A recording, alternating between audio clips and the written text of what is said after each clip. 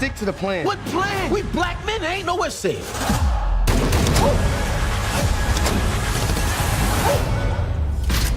Come on, let's take a drive.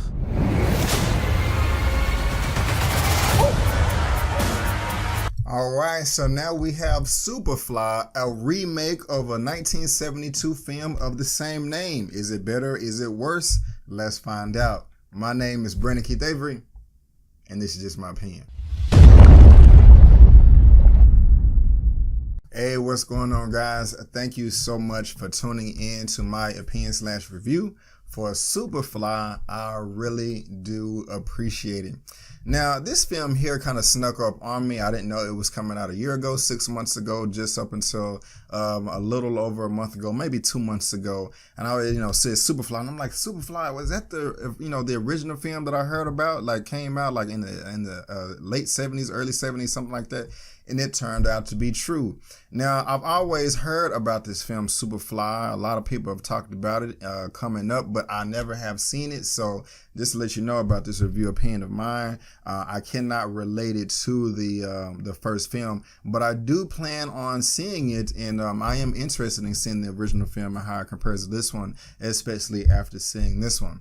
Now, this is an action crime thriller. It is not a real movie. I mean, not based on a true story or anything like that. The director is Director X, somebody that I've really never heard of before. But when I look at the filmography, this gentleman he's a music video director, and he has a lot of credits under his name, like Kendrick Lamar, who we got, Rihanna, T.I., Iggy Azalea, Drake, Busta Rhymes, Sierra, the list goes on. And at a point in time in the film, it did kind of feel like a music video. And I don't mean that as a knock, I mean that as, a positive thing, something that just kind of felt familiar to me as me growing up watching music videos where, women are twerking or guys are throwing money in the air, making it rain.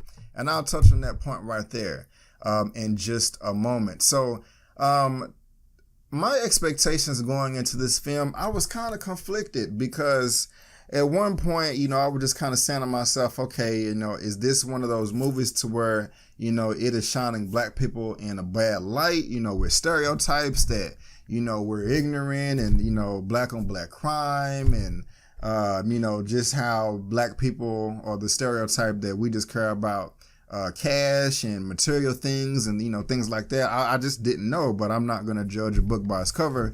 I know if I would have had a conversation like this with a friend of mine that I went to go see, well, no, we didn't see it together. We had a conversation about the movie, was it the movie where all the four women went on a vacation last year, black women. It was Jada Pinkett, Queen Latifah, Tiffany Haddish, and I can't remember the fourth person. Well, Girls Trip. You know what I'm talking about, Girls Trip.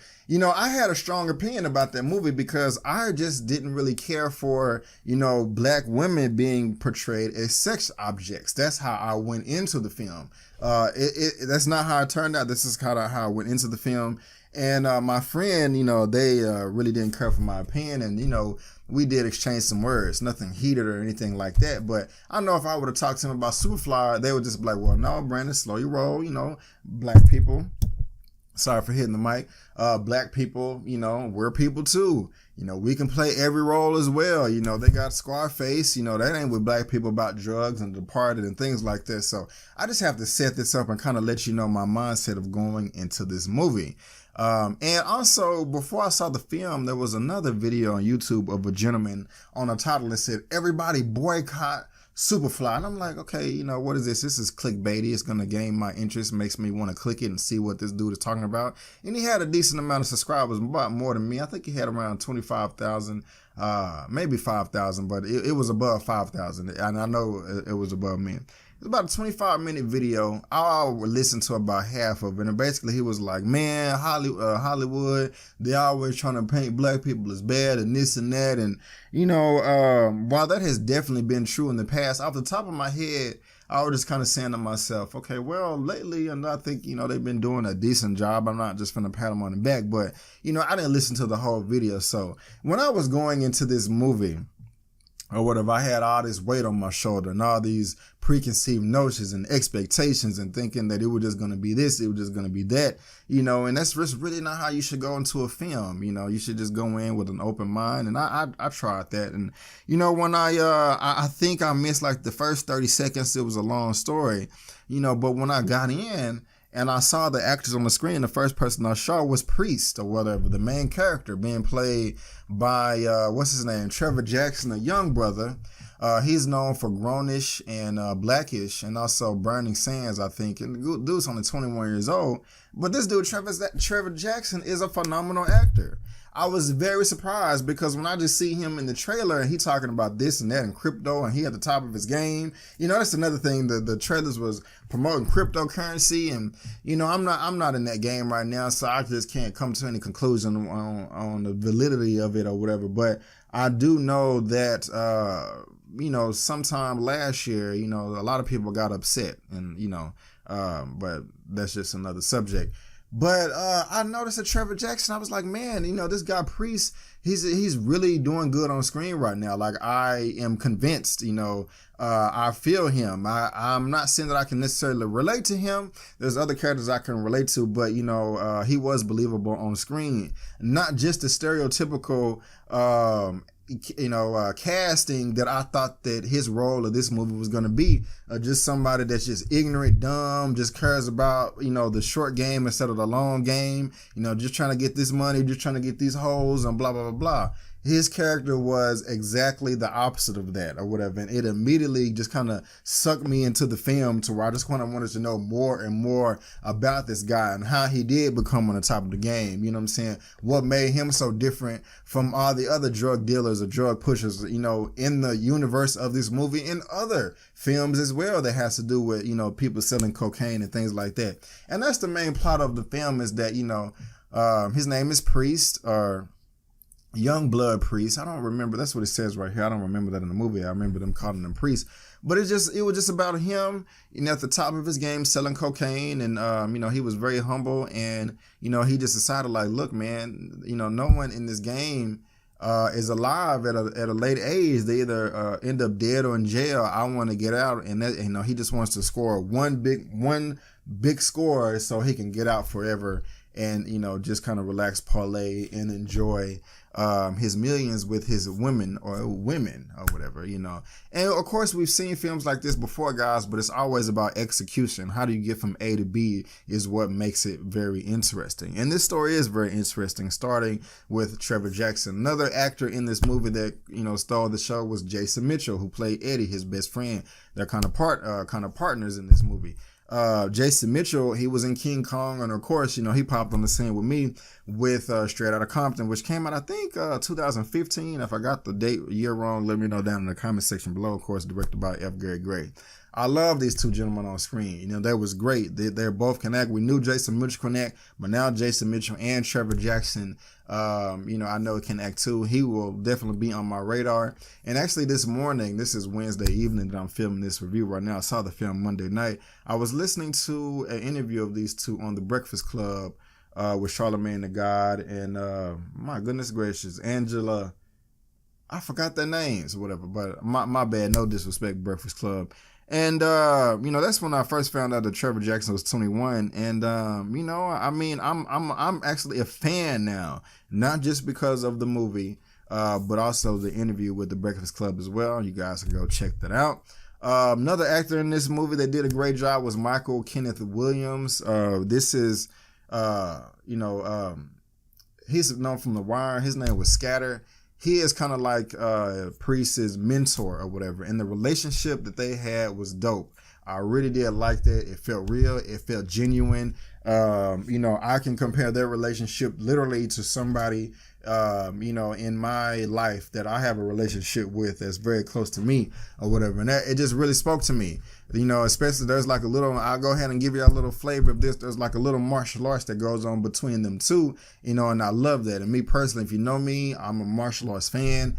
And, it's just, early on in this film, just really, it was just the characters and the relationships in between them and how they're interacting, was great. That may not blow you away, but me going in thinking that this movie was going to be kind of sour in a sense, I was very impressed with what I was getting. And it just goes back to, there's other cameos in this film as well. I'm not going to go down the whole cast list or whatever, especially for one that I'm looking at right now. But the film had like a very mature sense to it or whatever. I mean, you had your characters from all different types of groups. You had your black people over here that had some sense, and then you had a group of ignorant black people over here. We're just gonna call them snowbirds, like that was called in the movie. They just look ridiculous. You had your cartel. You had your corrupt cops. White corrupt cops too. So you had your black characters, your Hispanic characters, your white characters. Everybody doing their thing. And what I just really like about it is how the film focused on Trevor Jackson, his character, young blood priest, and just his philosophy on everything. The dude was not flashy. He was not trying to be, he was just chill with it. You know what I'm saying? Calm, collected, always scoping the scene, always just trying to make sure that a thread in the sweater did not come out, because he knew that just one little mistake in his whole game would just destroy his empire. That's just what I loved about him. He was a product of his environment. I don't like to judge people and just like, somebody selling drugs, they're just a piece of shit. I'm not going to, if you're selling drugs to kids and things like that, but you don't know what people go through when they grow up and how they were taught and, what they were lacking and things like that. And literally sometimes people are just trying to survive. You know what I'm saying? And, if you go in the store and you stealing food, okay, you can say you're a thief, but hey, if you stealing food because you literally don't have a penny to your name and you got babies in the car, and if you don't feed them, they're going to die. Okay. You just trying to survive. You know what I'm saying? And they didn't dive that deep into his backstory, but they did enough for me to just be like, hey, man, I kind of understand where you're coming from. They was talking about, black men growing up in America and, the conditioning that does to black people, especially from a young age. It is profound and multifaceted. These are just kind of the things that were just going on through my head. Not saying that this is like the best movie in the world, like, oh my God, it just took my breath away. No, I'm not saying that, but these are just the emotions that I felt. Hey, all films are subjective, but I really did like his character and just how humble he was, and that he just did not care about material things. That he wasn't the stereotypical black man, the stereotypical drug pusher, the stereotypical rapper or whatever. They had that in this movie, but the film did made a strong point to make sure that he was not, those labels were not put on him. But they still had that in the rest of the film, and I kind of like that because it reminds me of another film that Spike Lee did not last year, I think 2 years ago, Chirac or whatever. It talked about all the violence in Chicago, which is funny, but it's interesting to me in the news how they always just talk about Chicago, but they don't want to talk about all the other groups in those cities and how the crime is and how it's kind of similar, but anyway, we can talk about that in another video. But anyway, in Chirac, it was talking about all the ignorance and the killing in Chicago. And they really did in that film make a point to show you how stupid some people look in this film and in the real world that try to live this hard, too hard for yourself in the streets lifestyle. If you're in the streets and you're doing your thing, I'm not judging you, but some people, not all, just take it too far and they just, want to go around busting the heads or whatever because, they mad because they can't get a girl or something like that. And you had those characters in this movie, in Chirac and in Superfly. And in that movie, especially with Wesley Snipes' character, and Chirac do had a patch on. It was just brilliant to me how Spike Lee made him look stupid in that film. Like, hey, all you ignoramuses out there that are in the streets, I'm not talking about everybody in the streets. I'm just talking about people that just do senseless shit. This is how dumb y'all look, okay? So you can either stop it or keep looking stupid.